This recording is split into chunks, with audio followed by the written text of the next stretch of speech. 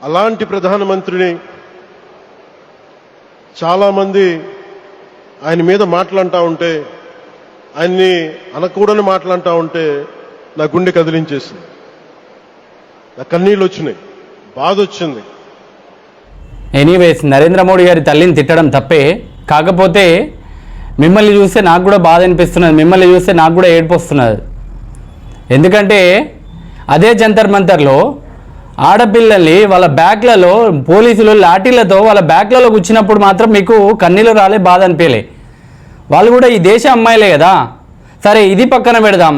గుంటూరులో రీసెంట్గానే ఒక టీడీపీ నాయకుడు ఒక మహిళను పట్టుకొని హిజ్రాలతోటి రోడ్డు మీద బట్టలు లేకుండా కొట్టించినప్పుడు అప్పుడు బాధ అనిపించలే, ఏడుపు రాలే. అప్పుడు కూడా మీకు బాధ అనిపించలే. బీజేపీదే ఒక స్లోగన్ ఉన్నది కదా, బేటీ బచావో బేటీ పడావో. అదే అమ్మాయి చదువుకొని ఆమె హక్కుల కోసం పోరాడితే లాఠీ గుచ్చాలి, బస్ లాఠీ గుసావు. అది అంత దారుణంగా అయిపోతున్నది పరిస్థితి. దేశంలో గుండాయిజం ఎక్కువైపోతున్నది, అకౌంటబిలిటీ లేకుండా పోతున్నది. దాని గురించి మాట్లాడనీకి అయితలేదు. కానీ నరేంద్ర మోడీ గారి తల్లిని తిడితే మీకు బాధ అనిపించింది. ఎవరికైనా బాధనే అనిపిస్తుంది. ఎవరికైనా తల్లిదండ్రులను తిడితే ఏదైనా ఉంటే వాళ్ళని క్వశ్చన్ చేయాలా. అక్కడ జంతర్ మంతర్లో విచక్షణ రహితంగా అమ్మాయిలను కొట్టినప్పుడు మీకు ఏడుపు రాలే, అమ్మాయిలను విపరీతంగా కొట్టినప్పుడు మీకు ఏడుపు రాలే, 21 మంది నీట్ స్టూడెంట్లు చనిపోయినప్పుడు మీకు ఏడుపు రాలే, అప్పుడు మాట్లాడలే.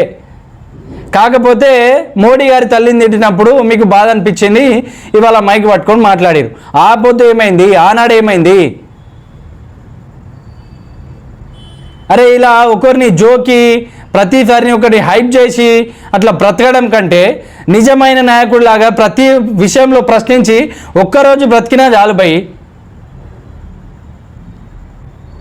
జై హింద్.